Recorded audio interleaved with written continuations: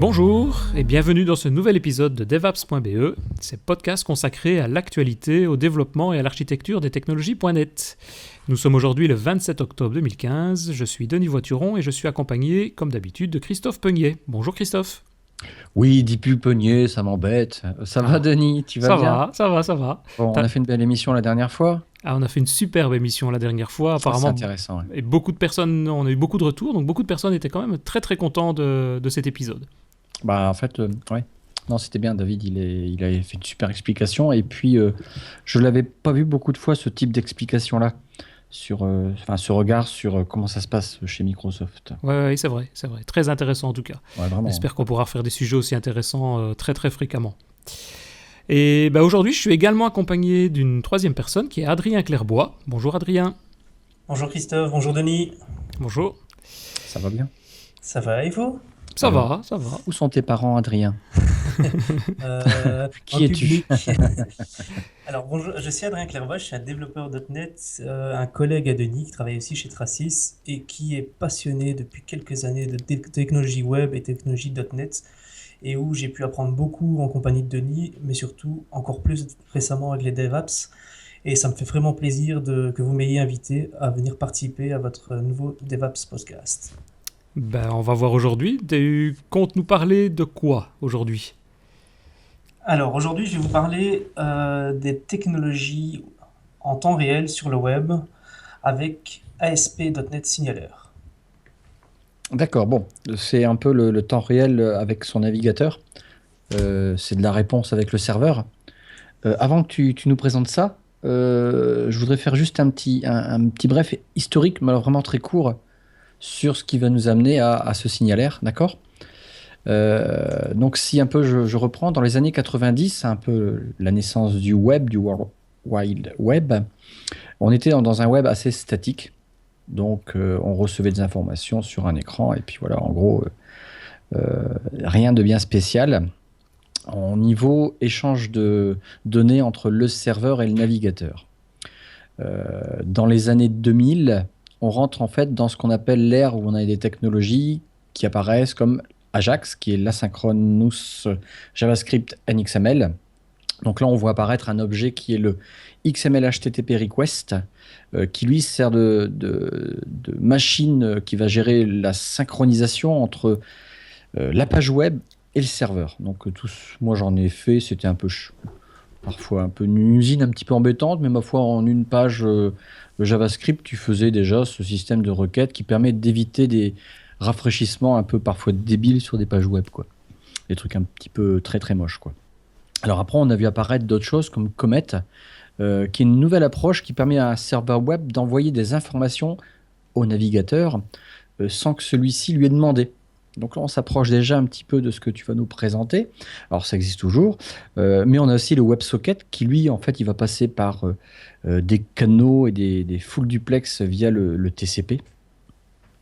Mais bon, tout ça, on est dans les années 2010. On a des librairies temps réel, des real-time library, comme on a aussi le socket.io ou le nao.js. Mais dans ce type de librairie, on a aussi Signalaire. Alors, qu'est-ce que tu peux nous présenter là-dessus ? Qu'est-ce que c'est que ce Signalaire par rapport à un peu ce très bref historique que nous avons vu à l'instant, Adrien ?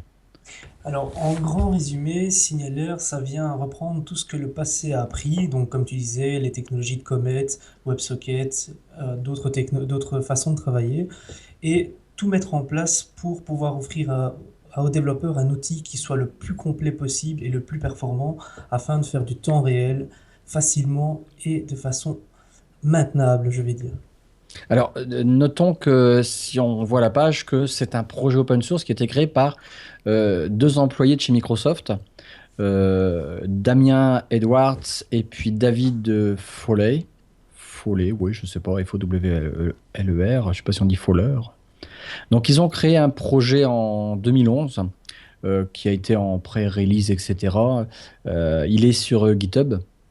Mais bon, on verra que la façon la plus simple pour l'utiliser, tu nous l'expliqueras, c'est en passant par Nuggets, je pense, et ce que tu nous diras aussi. C'est un projet qui est sous licence Apache 2.0. C'est bien ça, Christophe. Donc, j'étais surpris. J'en discutais avec Denis juste avant. Je dis, putain, ils sont vachement jeunes, les gars qui ont créé ce projet-là. Mais c'est un projet qui, finalement, est assez récent. Oui, il y a des jeunes qui sont très compétents, hein, quand on voit le résultat signalaire, il n'y a pas de problème. Hein. Et il y a des vieux qui sont très cons. Et il y a des vieux qui sont très compétents aussi. Il n'y a pas de raison. Voilà. Donc, si tu nous expliques un petit peu, Adrien, comment fonctionne ce processus, ce signalaire, qu'est-ce que c'est, qu'est-ce qu'on peut retrouver derrière cette technologie par rapport à on voit ici, par rapport à des requêtes web, comment ça fonctionne? Alors, comme l'a très bien expliqué Tos il y a quelques instants, la majorité des sites web fonctionnaient dans le passé en mode déconnecté où on allait charger une page, on obtenait le résultat et par rapport à ça, on devait rafraîchir ou exécuter des actions pour récupérer du résultat un peu plus à jour. Maintenant, un avantage que l'on rencontre de plus en plus, c'est tout ce qui était Ajax, comme encore Christophe l'a dit. Je ne sais pas s'il a encore beaucoup de choses à dire au final. Non. Et à ce niveau-là, le client effectue une demande, donc un HTTP request, et le serveur fait une HTTP response, et c'est fait de façon asynchrone grâce à l'Ajax, et directement on récupère un contenu qui est mis à jour sur le client, et ça permet d'avoir un résultat qui est un peu plus à jour. Mais par rapport à ça, à chaque fois, on doit faire une requête vers le serveur, et on attend le retour du serveur. Oui, donc en fait, là, c'est qu'on est obligé d'interroger, nous, le serveur. Il n'y a pas une possibilité que le serveur, en fait, se détache un peu du côté client et que lui interagisse quand il a envie. C'est-à-dire que d'envoyer l'information sans que le client n'ait à faire une interaction. Tu comprends ce que je veux dire? Tout à fait. Actuellement, avec le protocole HTTP, c'est pas possible parce que le protocole HTTP est basé sur le fait que chaque fois qu'on a besoin d'une information, c'est le client qui demande cette information. Par contre, avec l'évolution du web, on a obtenu l'HTML5 WebSocket qui permet de créer une connexion en full duplex, mais ça je vais expliquer un peu plus loin en comment ça consiste, et qui va permettre de créer un canal entre le client et le serveur et d'avoir à ce moment-là une interaction qui soit en temps réel entre les deux intervenants. Ok, et ça fonctionne comment alors? On a quoi comme alternative? Si c'est le client qui doit faire la demande, alors qu'ici c'est l'inverse, on voudrait surtout que ce soit le serveur qui envoie en temps réel quand il souhaite les informations au client. Qu'est-ce qu'on peut avoir comme solution de contournement, je dirais? Alors à ce niveau-là, les différentes solutions de contournement, les deux premières, c'est sur l'historique de Comet avec le periodic pooling et le long time pooling. Ensuite, les nouvelles technologies ont permis, l'avancement web a permis surtout de créer le Forever Frame et l'HTML5 WebSocket. Ah, Ok. alors là, tu me parles vraiment chinois. Moi, il faut que tu m'expliques periodic pooling, long pooling, forever frame. Qu'est-ce que c'est? Alors Ah on oui, est non, mais parti là, pour ça expliquer y est. le periodic pooling. Alors le periodic pooling, en fait, c'est le client qui, à des intervalles réguliers, vient demander au serveur s'il a des nouvelles informations à donner. Dans ce cas-ci, par exemple, le client va faire «Eh, t'as quelque chose pour moi, eh, t'as quelque chose pour moi, eh, t'as quelque chose pour moi». Et si le serveur a quelque chose, pardon, le serveur répond avec les nouvelles informations. Excuse-moi, mais là, on est vraiment dans la méthode le gros débile, quoi. C'est-à-dire Ah que le oui, mec, bonjour, t'es là. Non, il n'y a personne. Bonjour, t'es là. Non, il n'y a personne, connard. Bonjour, t'es là. C'est vraiment le truc où ça va bouffer, en fait, aussi. Si on payait les transactions, ça coûterait un max, ça. tout à fait. On va augmenter la latence, mais on va surtout envoyer des requêtes qui sont nombreuses et inutiles. Oui, tu le dis mieux que moi. Moi, je suis un peu plus brut de pomme, excuse-moi. Mais ça reste quand même une méthode assez débile, quoi. Tout à fait. Ma foi, encore utilisée de nos jours. C'est ça, c'est une méthode qui peut fonctionner, mais effectivement qui est peut-être pas très adaptée aux nouveaux sites web et aux derniers développements qu'on peut réaliser. Et donc, il y a d'autres solutions. Donc, la première, c'était la période pooling, mais la deuxième, c'est... Le long pooling, donc toujours basé sur ce que Comet a réalisé. Donc, cette solution, c'est simplement le client envoie une requête au serveur et le serveur va va retenir la connexion jusqu'à ce qu'il ait une information. C'est par exemple du style salut serveur, est-ce que tu as quelque chose pour moi? Le serveur va dire attends 2 secondes, je vais regarder ce que j'ai. Et le temps qu'il attend, si le serveur a quelque chose, il va lui renvoyer les informations. Par contre, après un certain laps de temps, on tombe en timeout et donc la connexion est relâchée et le client peut refaire une requête pour récupérer des informations. Et c'est ainsi de suite jusqu'à ce qu'il y ait une information ou ce qu'on Ça, arrête. c'est déjà beaucoup plus intelligent.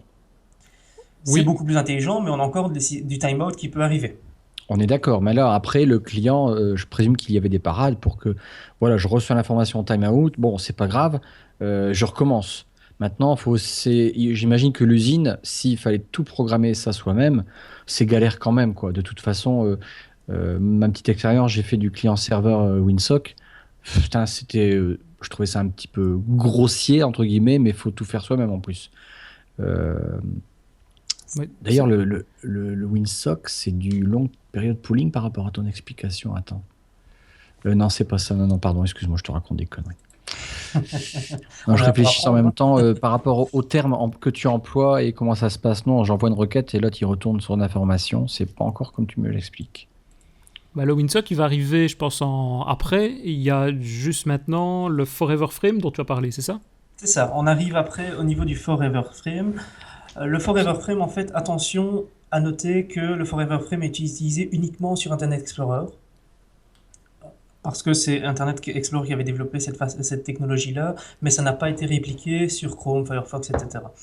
Le Forever Frame, en fait, ce qui va se passer, c'est que lorsqu'on va créer la connexion, le navigateur va créer une iframe qui sera cachée et qui va envoyer une requête. La requête n'est jamais arrêtée, n'est jamais suspendue. Elle sera toujours maintenue jusqu'à l'arrêt complet du client. Et le serveur va envoyer des petits messages, des petits morceaux, des chunks en permanence pour l'exécution côté client.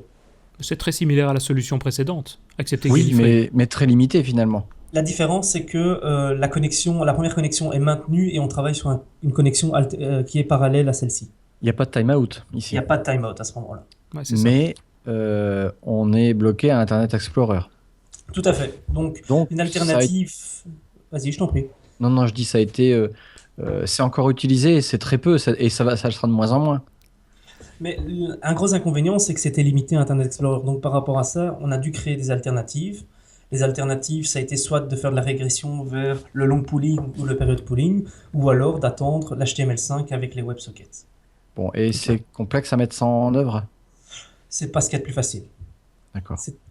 Finalement, c'était peut-être plus facile à utiliser le long pooling ou le period pooling que d'utiliser le forever frame.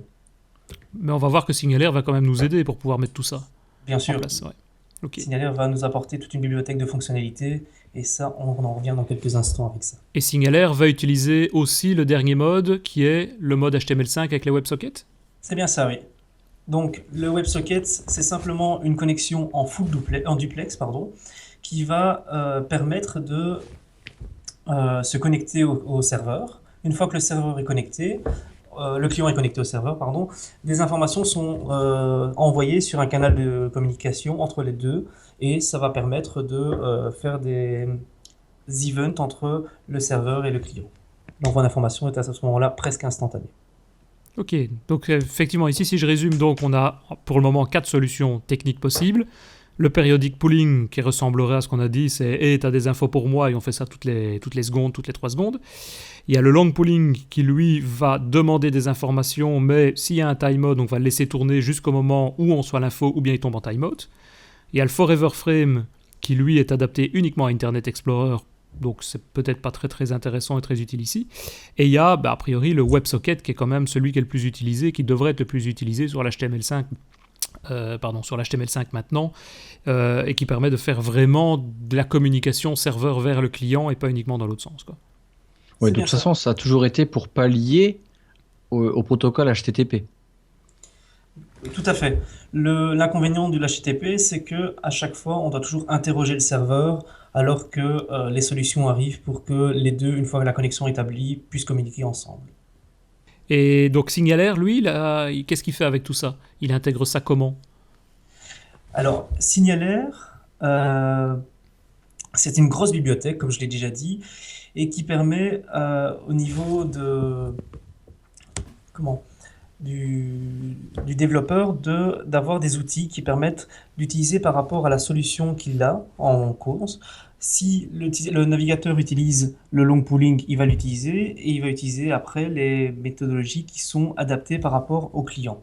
C'est ça, donc il teste en fonction du client qu'il a, quelle est la meilleure solution et il dégrade si jamais ça ne convient pas. Tout à fait, Ok. C'est intelligent, hein. tout à fait. Et tu parles du web, mais je vois notamment ici sur les slides, on n'a pas que le web. On parle de browser principalement, donc avec les différents navigateurs, que ce soit IE, Chrome, Firefox, etc. Maintenant, ça peut fonctionner aussi dans d'autres plateformes alors. Oui, ça peut fonctionner également sur tout ce qui est web, comme je l'avais déjà dit, mais aussi tout ce qui est Universal Apps, donc tout ce qui est Windows Phone, Windows Mobile, dans la version 10, les applications Windows 10 embedded, mais aussi en cross-platform et aussi au niveau mobile avec Android et iOS. Et, au niveau application full iOS sur les MacBooks, tout ça. Alors c'est possible, par contre, à ce niveau-là, il faut utiliser des first-party library pour pouvoir faire l'intégration complète avec Signalair. Ce n'est Donc ça. pas de base. D'accord. Pourquoi? Je pense que derrière, c'est Microsoft qui l'a développé et qui s'est basé uniquement sur ce qu'il a et pas sur ce que les autres doivent avoir. C'est étonnant, ouais. D'accord, d'accord. Dans les slides qu'on voit là, faudrait peut-être ajouter Edge, l'air de rien. Ah, c'est vrai que c'est Ouais. un navigateur qui peut prendre de l'importance aussi. Bah, tout doucement, le logo de IE, en plus, c'est le logo d'IE8 que tu as mis. C'est toi qui as fait cette page-là? En résumé, en grande partie, oui, mais les Tu as logos, fait un je les ai pris sur copier-coller d'un Internet. truc que tu as trouvé sur Internet. Mais Merci là, Google. quand même, l'œil du geek, il va se dire c'est même pas IE11, le logo. Mais IE11 et Edge utilisent l'HTML5, donc Oui. en grande partie, le WebSocket sera accessible. On est d'accord. C'est juste pour t'embêter. Ok, donc moi si je résume, on a donc Signalair qui est en gros une bibliothèque qui est un niveau d'abstraction de toute la couche de communication. On ne va pas devoir commencer à savoir quelle manière de communiquer, le pool, le main. On va simplement lui dire je veux communiquer entre le client et le serveur. Donc on a cette couche d'abstraction qui va être faite au niveau de la communication grâce à Signalair. Et lui va choisir en fonction du navigateur ou du client la meilleure technique ou technologie à utiliser.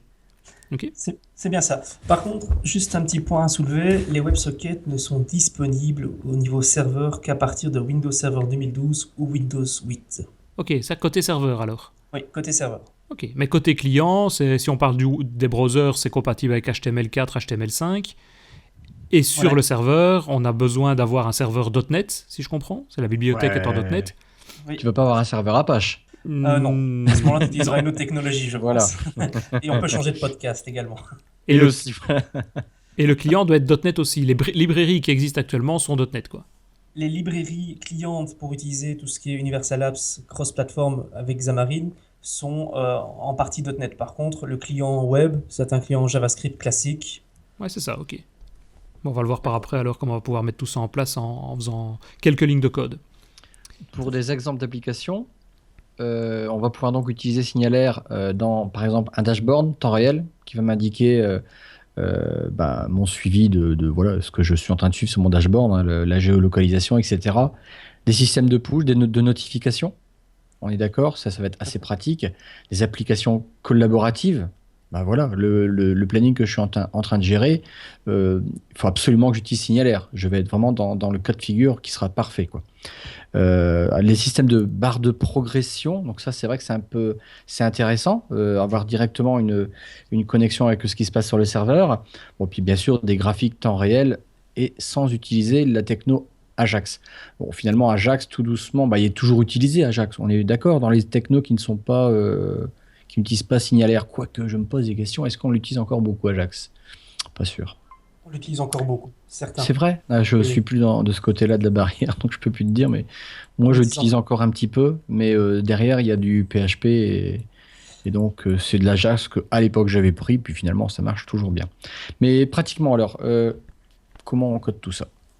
Alors, c'est facile, on va commencer par créer un projet ASP Web App ou une application existante web. On n'est pas obligé de commencer par un nouveau projet, c'est certain.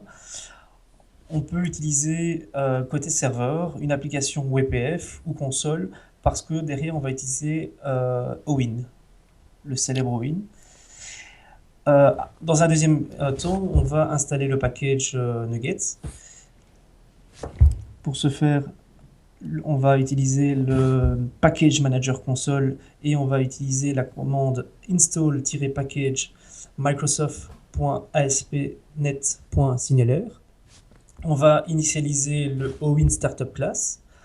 Enfin, on va, côté client, créer la page web pour appeler le contenu signalaire en utilisant le signalaire jQuery. Tu me dis Owin, je ne connais pas Owin. Alors, Owin, c'est une abstraction entre le serveur .NET et les applications web.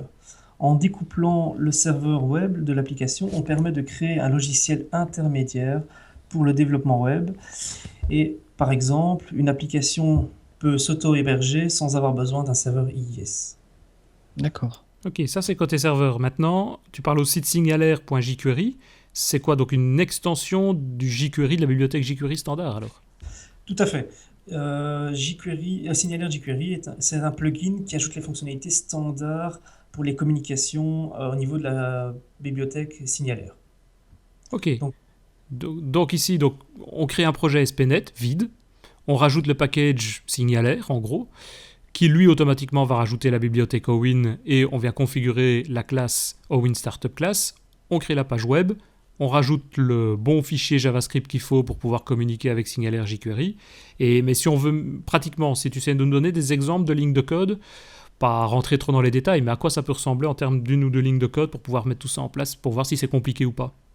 Non, c'est très simple. Donc, comme je l'ai dit au départ, on commence par créer le Owin Startup. Donc, on va créer le Owin Startup en faisant un clic droit sur le projet. On va faire un Add Item et on va rechercher dans la petite toolbox qui arrive le Owin Startup Class. Une fois que le fichier a été créé, on va simplement ajouter dans la méthode configuration la commande app.map signalaire avec les parenthèses qui sont vides. Et on termine bien sûr par un point virgule. Et une fois Alors, que c'est... Dis-moi, Excuse-moi, cette map signalaire R, qu'est-ce que tu définis? Qu'est-ce que tu es en train d'invoquer, de demander? alors, à ce niveau-là, ça va définir toutes les configurations pour les connexions de l'application qui vont utiliser Signalaire.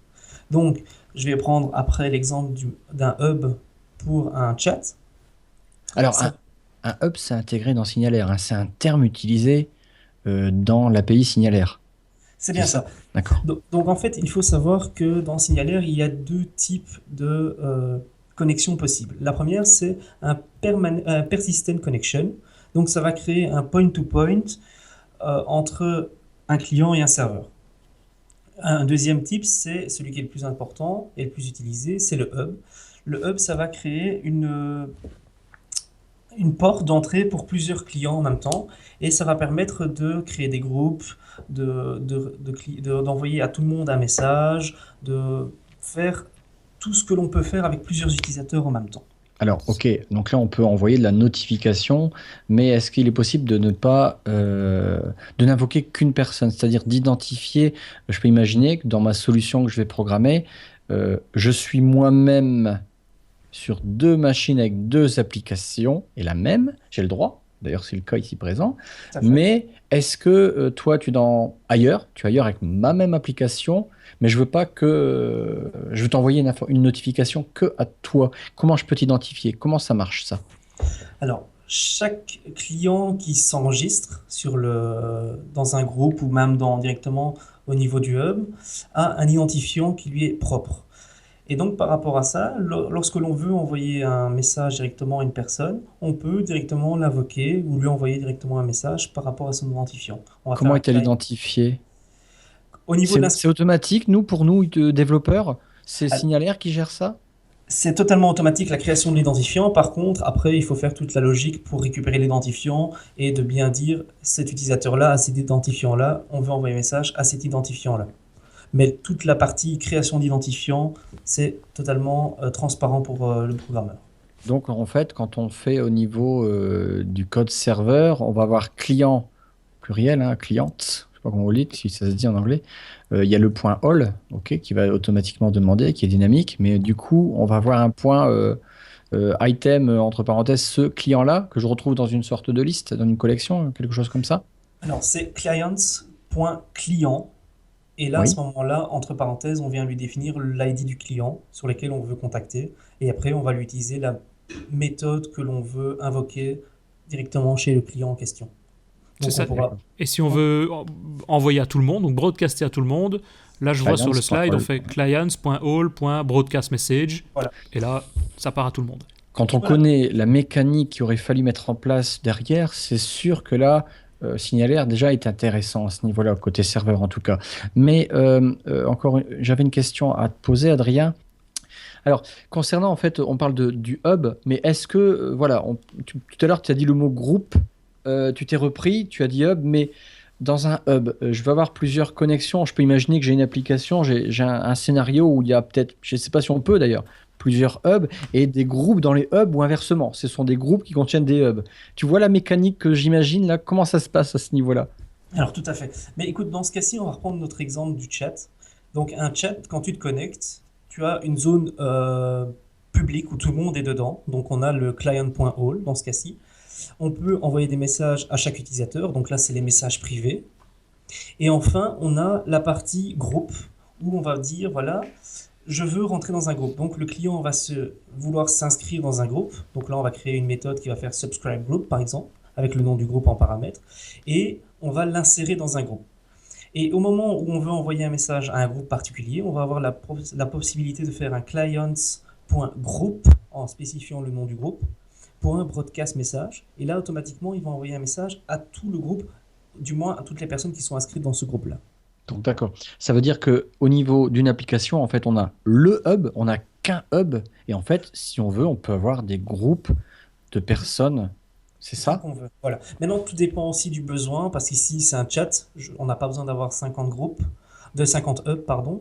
Mais si, par exemple, tu veux avoir un chat hub, tu veux avoir un service d'impression hub, tu peux tout mettre sur le même serveur, mais tu dois rester cohérent avec ton nom. Ainsi, ça permettra d'aller plus vite au niveau de ton JavaScript, où on va arriver après. D'accord. Ok, donc on voit effectivement côté serveur, je dirais c'est assez simple, il y a une ligne de config qu'on rajoute, enfin dans une classe qui est vide, excepté qu'il y ait une méthode configuration, et on a, si on veut faire un broadcast à tout le monde, une ligne de commande qui permet d'envoyer directement le message. Et le reste, ça se fait, je suppose, côté client, côté JavaScript, à l'autre bout pour pouvoir, s'inscrire et pour recevoir ou réenvoyer des messages au serveur. Tout à fait. Donc, au niveau JavaScript, on va commencer déjà dans notre page à insérer un jQuery, parce que c'est important d'avoir jQuery, la plus belle et la plus grosse bibliothèque du monde. Elle fait quelques KO seulement. Je suppose que la suivante, jQuery Signalaire, il ne fonctionne pas s'il n'y a pas jQuery derrière. Voilà, tout à fait. C'est une dépendance l'un de l'autre. C'est logique. Donc, c'est un peu obligatoire. Donc, jQuery.signalaire va introduire tout ce qui est les connexions, toutes les grosses méthodes importantes pour utiliser Signalaire. Et ensuite, on va référencer le script signalaire/ups. Donc, ce script-là va définir toutes les possibilités des hubs enregistrés au niveau du serveur précédemment. Et dans notre cas, ça va permettre de dire, voilà, dedans, je peux utiliser cette méthode-là, je peux utiliser cette méthode-là, je peux utiliser cette méthode-là.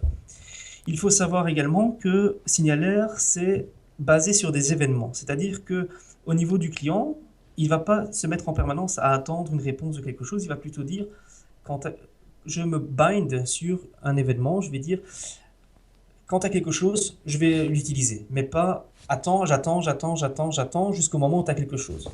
Donc ça va permettre de diminuer les ressources côté client et côté serveur pour avoir des connexions qui soient un peu plus dynamiques.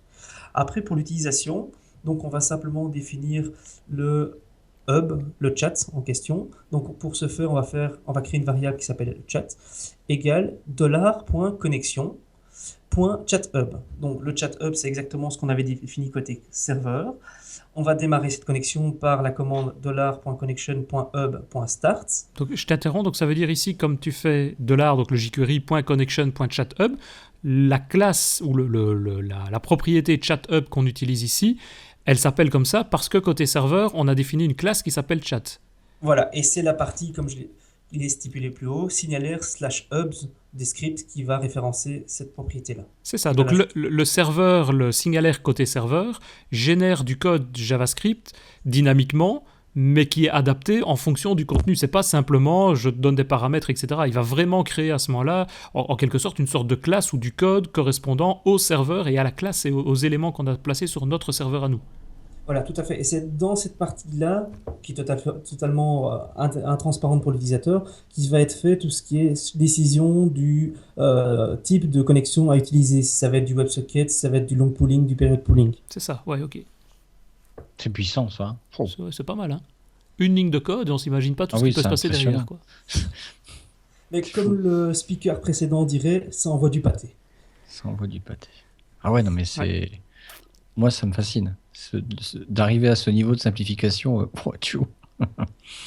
Alors ensuite, quand la connexion est établie, on va définir quelles sont les réponses au niveau des événements. Donc, par exemple, on avait le broadcast de tantôt, broadcast message, et donc on va le définir en faisant chat, la variable qu'on a définie plus haut, .client, .broadcast message, et là, quand la fonction est exécutée, qu'est-ce qu'on va faire? Dans ce cas-ci, on va récupérer le name et le message, et on va simplement ajouter ça dans notre liste de discussion. On peut également envoyer des informations. Pour ce faire, on va binder le clic du btn send et on va envoyer des informations côté serveur en faisant chat.serveur. Donc on a vraiment la différence entre le client et le serveur, .send, et là on va envoyer les informations nécessaires. C'est ça, donc on a derrière le clic du bouton, on fait un chat server send, ça envoie au serveur. Et inversement, on s'abonne à un événement via le client broadcast message, et dès que le serveur envoie quelque chose, plouf, on récupère les données qu'on peut rajouter dans l'interface graphique, manipuler, traiter, etc. Parfait, c'est ça. Comment ça marche? Comment on peut accuser réception? Alors, au moment où tu envoies une information, donc le Au moment où tu envoies, je me positionne au niveau du client. Tu es d'accord, hein? Oui, côté client. Donc, serveur. Le serveur envoie la réponse. La réponse en disant voilà le message que je dois te pousser à toi. Comment je peux, moi, client, accuser? Donc dans ce cas-là, au niveau du client, on peut accuser en faisant simplement la réception du message et on peut réenvoyer un message côté serveur en lui disant j'ai bien reçu ton message, en faisant une autre fonctionnalité, une autre méthode pardon, pour y arriver. Est-ce utile? Totalement non. Franchement, c'est pas très utile parce que Signalaire permet de faire l'acquittement de toutes les informations et il est sûr qu'on va tout recevoir directement, il fait le nécessaire pour y arriver. Il est sûr. Quelqu'un qui a une connexion pourrie dans la cambrousse, il est moins sûr du coup là. Non, je sais pas. Je suis d'accord. Maintenant, ça reste toujours le problème de connexion. Au moment où tu as le câble Ethernet qui sortire, Oui, tu n'as plus de connexion, donc tu peux plus rien faire. C'est la même chose avec la cambrousse. À un moment, il faut pouvoir réfléchir sur quelle connexion on se base. Oui, mais c'est vrai, mais j'imagine toujours qu'on a besoin parfois d'avoir cette sécurité-là. Est-ce qu'il y a un système de gestion d'erreurs ou là, non, c'est simplement nous à le créer ou il y a peut-être quelque chose qui existe ou pas? Il y a des procédures qui existent, mais ça demande du code supplémentaire, de bien vérifier si la connexion est toujours valide ou non. Chez Signalaire, il faut pouvoir simplement traquer vérifier s'il y a des erreurs qui sont arrivées ou pas. D'accord. Okay. Et tu as déjà mis ça en place? Je veux dire, ici on parle de manière pratique, mais quand même de manière assez théorique, comment on peut pouvoir utiliser via une seule méthode pour envoyer, recevoir, etc. Mais tu as déjà une expérience, enfin quelle est ton expérience par rapport à ce genre de techno et qu'est-ce que tu en retires comme avantage? Alors, actuellement, je travaille chez un client. Ce client utilise un module qui s'appelle la shopping list. Donc la shopping list, ça permet de créer une liste de courses.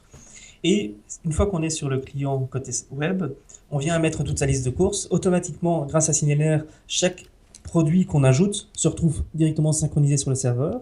Et c'est directement accessible sur son smartphone par le biais de cette application-là. Et tout ça est en temps réel. C'est-à-dire que si j'ajoute côté client les pommes, directement, si je prends mon téléphone, je regarde sur mon smartphone, mon Windows Phone, je vois les pommes qui ont été ajoutées automatiquement sans devoir faire un refresh ou quoi que ce soit dessus. Même chose dans l'autre sens, si j'ajoute côté Windows Phone les poires, automatiquement côté serveur du web, enfin côté web, pardon, je reçois les poires. C'est ça, ok. Donc c'est assez magique, je vais dire, comme techno. Quelques commandes et en gros tout se fait à peu près tout seul, quoi. Tout à fait. J'ai encore une question. J'en aurai plein après, comme c'est un truc que je vais devoir apprendre et utiliser. Côté client, tu m'as mis une page HTML, ok, puisqu'on peut mettre ça dans un browser, mais moi, imaginons que j'ai une application, bon, ça serait peut-être une réflexion bête de partir sur ce voie qui ne serait que en C#, mais voilà, j'ai une application qui serait UWP et je serais en C# derrière. Comment ça se passe? Alors, à ce niveau-là, euh, Signalaire se connecte par le biais d'un client euh, request, pardon, D'accord. et va se connecter au serveur à peu près de la même façon qu'il fait pour le web, et va faire la transition comme ça, simplement. Ah Donc bon? Oh. on a à peu près les mêmes objets alors, c'est ça? Ce que tu veux dire, c'est que les objets qu'on a parlé ici en JavaScript, donc connection, chat hub et connection hub start, etc., c'est des objets qui sont à peu près similaires en C Sharp, Tout à fait. client. À ce moment-là, on a la puissance de l'intelligence qui va nous permettre de définir quelles sont les méthodes que l'on peut utiliser, et ce rapidement grâce à Visual Studio et à la compilation en direct. Alors Mais, que JavaScript, on doit bien orthographier le broadcast avec un B minuscule si on veut, avec un message en majuscule, etc. mais ça peut remplacer aussi tout ce qui est, on va dire, système de notification dans Azure et ce genre de choses. On peut utiliser, on peut remplacer ce système-là par un processus en signalaire. Oui, sauf que dans le cas d'un système de notification avec Notification Hub en Azure, l'avantage c'est le load balancing, c'est tout ce qui est charge au niveau de la puissance de Azure, alors que nous on est limité au niveau de notre serveur. Si on n'a pas beaucoup de RAM, à un moment le chat hub va dire je veux bien les envoyer, mais tu auras peut-être un temps de décalage. Ok. Alors que le Notification Hub de Azure permet d'aller beaucoup plus vite à ce niveau-là parce qu'il va faire ajouter des instances si nécessaire. Et tu as des infos à ce niveau-là en termes de limitation de signalaire? On peut monter jusqu'à combien de communications? Bon, ça dépendra sans doute de la taille du serveur, mais on peut imaginer de monter à quelle quantité de données? Alors, tout dépend de l'implémentation dans laquelle on fait. Si on fait ça en asynchrone, en synchrone, il y a plein de paramètres qui peuvent rentrer en jeu. Ça dépend aussi du serveur, la taille de la mémoire qui peut être allouée, le nombre de processeurs. Je pense que c'est au cas par cas qu'il faut vérifier ça, mais ça peut déjà monter à des millions d'utilisateurs quand même, puisqu'il y a déjà des jeux qui existent qui utilisent du signalaire. Par exemple, Mathieu Van Den Enden utilise ça avec Wordify, il utilise signalaire derrière. Et c'est un jeu qui accueille beaucoup de monde en même temps. Oui, est-ce que tu as justement, c'était pile ma question, tu connais des exemples d'applications, alors aussi connues que celle de Mathieu Van de N2, je ne sais pas, mais Mathieu, si tu nous écoutes, euh, voilà, il y a des trucs à des grades au-dessus qui utilisent Signalaire que peut-être tu connais ou pas, ou des références, ou voilà, Signalaire est là-dessus et c'est la grande référence mondiale, je dirais. A priori, non. Je ne Non? cache pas, je ne connais pas vraiment. Je sais qu'il y en a que je soupçonne d'utiliser, mais parfois, quand je le soupçonne, j'arrive sur la version JavaScript, et là, je retourne à mon célèbre .NET. D'accord, d'accord. Ok, parfait. Je ne sais pas si, Christophe, si tu avais d'autres questions, si Adrien, tu avais d'autres commentaires. Je poserai les questions sur la page du podcast. J'en aurai forcément. Quand elles reviendront. Ok, ben parfait, merci messieurs. Ben, je vous propose de se retrouver, puisque je suppose que tu te rappelles Christophe, pas la dernière fois, mais la fois d'avant, on avait lancé un concours, et donc on va peut-être procéder au tirage de ce concours d'ici quelques instants, et puis ensuite passer aux fameuses actualités, aux fameuses news.net des quelques dernières semaines qui ont eu lieu dans le monde du développement des applications .net. Alors, donc, la première chose, c'est peut-être le tirage au sort. Alors, on a reçu quelques utilisateurs qui nous ont transféré des informations sur l'adresse du tweet DevApps Podcast. Donc, je les ai repris. J'ai repris la liste de ces gens qui se retrouvent en partie ici dans la liste. Et il suffit que j'appuie sur le bouton pour pouvoir lancer la machine qui se trouve ici. J'ai été chercher simplement un petit tool sur classtools.net, qui est une machine à fruits. Il suffit de la lancer et on va voir quel sera le gagnant de ce fameux sticker. Le sticker qui reprend donc la licorne avec le chat qui est positionné au-dessus. Des commentaires avant que je ne lance la roulette? Ouais, ils ont du bol parce que si entre l'émission où tu as proposé ça et celle avec David Cathieux, ils ont eu du bol parce que le nombre d'écoutes, ça a été multiplié par 5 sur le podcast qui a suivi, pardon. Donc, il y aurait pu y avoir beaucoup plus de monde. Mhm. Donc, ils ont eu de la chance, ceux qui ont joué à ce truc-là. Déjà. Ben, on va voir celui qui a le plus de chance dans le jeu. Dans ceux qui ont de la chance, voilà. Est-ce que c'est rigolo, ton truc? Et il y a même le son de la foule en délire qui se trouve derrière. Et donc notre gagnant du jour, c'est Maher, M-A-H-E-R, j'espère que je prononce bien. Donc, Maher, j'aurais dit. Maher, peut-être, oui. Donc je le recontacterai par Twitter pour avoir ses coordonnées, pour pouvoir évidemment lui envoyer ça par la poste. C'est quand même plus pratique que de l'envoyer par électronique. Ah, pourvu qu'il soit pas au Brésil ou en Afrique du Sud. Ouais, mais le sticker est pas très très épais, donc il va passer dans l'enveloppe, même là-bas. Non, parce que quand tu feras gagner la Surface Book, voilà, ça risque d'être peut-être plus embêtant. Ça va être, ça va être difficile, ça. Ouais. Faudrait déjà que C'est j'en ai qui fait une. intérêt. Faudrait déjà que j'en ai une pour pouvoir la tester, pour pouvoir travailler avec. Ouais.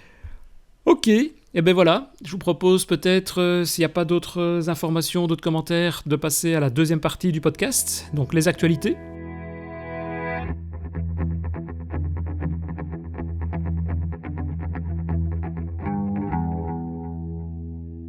Re-bienvenue à tout le monde dans cette deuxième partie, donc là, les aspects actualités. J'ai repéré une série de petites actualités les quelques semaines qui se sont passées. Et bon, je vais simplement les citer et expliquer ça un petit peu en détail. N'hésitez pas, si vous avez d'autres news, envoyez-nous un tweet sur DevApps Podcast, pardon, si j'arrive à le dire, ou via le post du blog. Donc on mettra tout ça en actualité la prochaine fois, au prochain podcast. Alors la première news que j'ai repérée, c'est une news concernant un nouveau langage que Microsoft est en train de mettre en place, qui s'appelle USQL, et donc qui est un langage qui permet de gérer facilement des grandes sources de données, donc notamment des sources de données qui viennent d'Azure Data, Azure Data Lake, Big Data. Et donc Microsoft a annoncé la disponibilité de USQL, qui est principalement basée sur 3 concepts. D'abord, c'est gérer tout type de données, que ce soit des informations de sécurité, des logs de sécurité, des images, des vidéos, etc. Il peut absorber un petit peu toutes ces informations. Il peut gérer facilement du code personnalisé. Ça, évidemment, c'est toujours pratique de pouvoir ajouter ses propres algorithmes propriétaires, ses fonctions utilisateurs. Et alors, il peut également gérer toutes sortes de tailles de données sans se préoccuper de la topologie ou de la plomberie du code. Donc, ça s'occupe aussi de l'infrastructure, qu'elle soit distribuée ou pas. Et donc, c'est un projet auquel a participé Mathieu Mézil, que beaucoup de gens chez nous, en tout cas ici, connaissent, puisque Mathieu est français, je pense, MVP. Et il était venu notamment faire une présentation sur le langage T4, qui est quand même son dada depuis quelques années. Oui, Christophe ? Je dis était MVP. Ah, était MVP. Pourquoi ? Depuis qu'il est chez Microsoft ?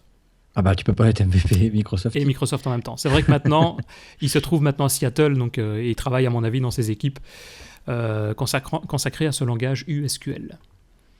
Donc vous retrouverez les informations, je vous mettrai le lien évidemment dans les notes de l'émission, mais vous retrouvez toutes ces informations sur le blog associé sur le site de Microsoft. Deuxième news également, ça concerne l'utilisation de ce que David Catu appelle le JS Bridge. Et donc c'est une news que David nous a annoncée il y a quelques jours, qui est la mise à disposition du moteur JavaScript de Edge, donc qui est pour nom de code Chakra, et qui est utilisable maintenant dans nos propres applications, notamment de type UWP. Les Universal Windows Platform. Et donc il est ainsi possible maintenant d'utiliser le moteur de traitement JavaScript, qui est le moteur, je vous rappelle, le plus rapide actuellement sur le marché, et y compris les toutes dernières fonctionnalités d'ECMAScript 6 par exemple. Alors comment l'utiliser ? Le plus simple, c'est d'ajouter la bibliothèque WinRT, Chakra Bridge, et qui est disponible sur GitHub, d'instancier une classe qui s'appelle Chakra Host, et ensuite vous injectez tout simplement votre code JavaScript, votre fichier JS. Et donc David nous a préparé un article complet sur l'utilisation de ce projet, et donc vous retrouverez dans les liens du podcast toutes les informations pour pouvoir l'utiliser, le télécharger, l'utiliser à la fois en JavaScript, en C#, etc. Donc c'est un article assez complet, et qui peut quand même être assez pratique si vous devez intégrer du code JavaScript dans vos applications également. Une autre petite news en passant, c'est une information en termes d'un événement qui aura lieu d'ici quelques semaines maintenant, le 18 et 19 novembre pour être exact, qui sera retransmis en direct de New York et qui s'appelle Connect 2015. Et donc l'année dernière, si vous vous rappelez, c'est à ce moment-là que Microsoft avait présenté son ouverture au projet open source, ainsi que l'application VS Code, qui est toujours disponible sur Mac, Linux et Windows. Et donc cette année, ils annoncent déjà plus d'une trentaine de sessions qui vont être organisées, avec des speakers de renom tels que Scott Guntry, Brian Harris, Scott Hasselman, Amanda Silver, Ander Ellsberg et Beth Massey, et bien d'autres aussi. Et ça sera surtout pour le premier jour. Le deuxième jour, ça sera un jour plus consacré au dialogue. Donc on va pouvoir communiquer avec les ingénieurs de Microsoft pour poser les différentes questions et si possible avoir des réponses évidemment à tout ça. Donc ça peut être quand même intéressant. Donc notez dans vos agendas le 18 et 19 novembre. Si vous vous ennuyez, vous allez pouvoir regarder toute la journée, si pas les résumés qui se passeront dans les jours qui suivent. Denis, si tu vas sur le site visualstudio.com/connect2015, il y a directement un petit bouton pour aller plus vite pour ajouter dans son agenda. Oui, tout à fait. C'est là que je suis ici. Et donc, on a la possibilité effectivement directement de s'inscrire et de recevoir les news dès qu'on aura le lien pour le flux de vidéos. Exact. J'aurais préféré aller le voir directement sur place, mais bon. On pourrait aussi, ouais, maintenant. Ouais. Enfin, maintenant, New York est un peu plus près que Seattle de l'autre côté, mais c'est quand même assez loin pour nous, ça c'est vrai. C'est trop bien, New York. Ouais. Une autre news, c'est une news là concernant Laurent Bugnon, donc qui est, rappelez-vous, j'avais fait un podcast concernant MVVM Lite il y a quelques semaines maintenant ou quelques mois, et donc Laurent nous a annoncé que son fameux toolkit a dépassé le 1 million de téléchargements.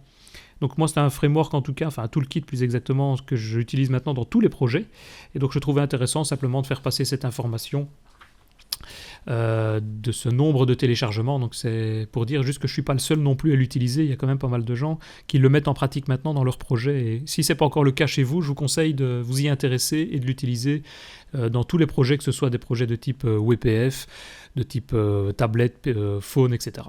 Et donc Laurent Bugnon vous demande juste une donation de 2 € par utilisateur. C'est pas grand chose pour vous et c'est beaucoup pour lui. T'imagines? C'est fou, non, ça fera 2 millions. Faudra lui poser la question, peut-être. Hein. Allez, je demande juste 10 $. 10 $, c'est tout. Rien que ça. Une fois. Avec mise à jour à vie, tu vois. T'as le mec. 10 millions. Il peut utiliser le même business model que onepixel.com, hein, où si on voulait mettre son pixel, on payait juste 1 €. Ouais. Et le gars, il avait 1 million de pixels, quelque chose ainsi, sur sa page. Maintenant, il est millionnaire. Oh là là là là. Bah là, il pourrait être millionnaire aussi s'il avait eu l'idée de le faire payer. Mais il aurait peut-être eu moins de téléchargement initial dans son système. En fait, il attend maintenant. C'est comme à l'époque de Free, excuse-moi de déborder, mais Free, ils ont fait ça. Ils donnaient des CD-ROM à l'époque pour se connecter à Internet gratuitement. Puis après, les gens ont été un peu au-dessus. Donc, tu passes par Emnetum Premium. Et puis après, voilà, une fois que tu as 1 million d'utilisateurs, écoutez les copains, maintenant c'est payant. Ouais, ça serait dommage, effectivement. Je devrais revoir toutes mes applications, ça serait dommage. 1 €. Ou 1 €, ouais. Tu mettrais pas 1 €? Si, pour un framework tel que celui-là, ça je mets 1 € sans problème. Hein, ça, le temps que ça m'a fait gagner lorsque je veux travailler et faire des liaisons sur mes interfaces graphiques, c'est clair. Une autre news, et là c'est plus une news de type entre guillemets formation, c'est au niveau de Xamarin Forms. C'est juste pour signaler que Charles Petzold, qui est un grand rédacteur de livres depuis déjà des années, il a publié un nouveau chapitre sur le livre Xamarin Forms Navigations, et donc il est disponible gratuitement sur le site de Xamarin. Là aussi, je vous donnerai l'URL pour pouvoir le retrouver. Et si vous voulez plus d'informations également sur tout ce qui concerne Xamarin Forms et surtout des retours d'expérience, sachez que le Microsoft Innovation Center de Mons, donc en Belgique, le MIC, va organiser une soirée autour de Xamarin et le retour d'expérience sur un projet mobile en entreprise. Et ça se passera le lundi 7 décembre à 18h. Et donc, comme speaker, on aura Steve de Gossry, qui va se charger de présenter tous ses retours d'expérience sur cette plateforme, sur Xamarin. Et ça va être, je pense, quelque chose de très intéressant. Donc, si vous vous trouvez dans le nord de la France, Mons n'est pas loin. Et si vous vous trouvez en Belgique, c'est évidemment encore plus près aussi. Donc, vous pouvez vous inscrire très facilement sur le site meetup.com/micbelgique. Et là aussi, je vous donnerai évidemment toutes les informations là-dessus dans les notes de l'émission ici. Donc ça concerne le DevFM numéro 18 qui est organisé au MIC. En plus, après, il y a toujours de la pizza et de la bière. C'est cool, ça. Voilà, tout à fait. Oh non, qu'est-ce qu'il veut pas entendre là? Ça fait vraiment geek, hein. Ouais. Non, nous, c'est pas pour ça, mais j'en connais certains et ils vont se reconnaître dans le podcast que c'est pour ça, effectivement, qu'ils y vont. Et juste peut-être dernière info que tu m'as cité il y a quelques secondes, Christophe, ça concerne Oui. Vorlan.js. Bah, c'est Étienne Margraf qui a posté ça il y a 2 jours. En fait, la version Vorlon.js est sortie en version 1.0. Donc, on peut féliciter en fait la team. Faut pas oublier que la team, ce sont pas mal de. Bah, ce sont que des gars de chez Microsoft. Il y a Stéphane Goudot, il y a David Catueux, il y a Pierre Lagarde, il y a David Rousset, il y a Julien Coriland, il y a Benjamin Talmar, il y a Guillaume Le Borgne, et puis je crois Mehdi Laou. Je pense pas en oublier. Donc, ils travaillent tous sur ce projet-là. J'avoue, moi, je m'en sers pas, hein, j'ai pas d'utilité à ça. Peut-être que toi ou Adrien, vous avez déjà été regarder un petit peu ce projet Varlon.js. Moi, J'ai déjà... Vas-y, Denis. Non, je disais que j'ai déjà eu l'occasion de le tester, mais effectivement, après, il faut le mettre en place dans un projet. Et bon, là, en fonction de la taille du projet, ça demande un peu de réflexion et d'accord aussi par rapport à ce que le client souhaite avoir. Mais effectivement, dans les tests que j'ai effectués, moi, c'était franchement assez bluffant aussi. On parlait de signalaire, ça passe aussi dans des aspects de temps réel. Et là, avoir la possibilité de débugger à distance, d'obtenir des infos à distance sur le client, c'est vrai que si on pouvait avoir ça sur, en gros, tous les projets qu'on a, ça pourrait quand même être assez intéressant. Eh ben tiens, on va en parler, on va faire un test. Étienne Margraf, si tu nous écoutes, contacte-moi et puis on fait une émission spéciale sur Vorlon. Ah, ça serait pas mal, ouais. Non, c'est juste un test pour voir s'il nous écoute. S'il nous écoute, ouais, Ça, voilà. c'est de l'appel à candidat. Non, c'est un sujet en fait qui m'intéresse parce que c'est vrai que ce podcast-là, j'aime bien parce qu'il y a plein de domaines que je ne vais pas et là, ça me permet d'apprendre plein de choses, de réviser. Et puis Vorlon.js, c'est un truc qui m'intéresse vraiment de connaître. Voilà, vraiment. Ouais, non, c'est clair. Mais en plus, pour revenir sur ce que tu as dit, Denis, c'est du temps réel parce que derrière, il utilise le concurrent à signalaire côté Open et côté JavaScript, c'est Socket.io qui permet de faire du temps réel. Ah oui, oui, tout à fait. On en a parlé tout à l'heure, ouais. Ah bon, on pourra lui demander pourquoi il a choisi celui-là par rapport à Signalaire, peut-être. Ah oui. Ouais, on a déjà des questions. On va les noter. Comment il gère les groupes déjà? On va voir. Ok, ben voilà quelques news aussi. Merci beaucoup. Merci messieurs. Je ne sais pas si vous avez d'autres remarques et d'autres commentaires pour ce podcast. Merci.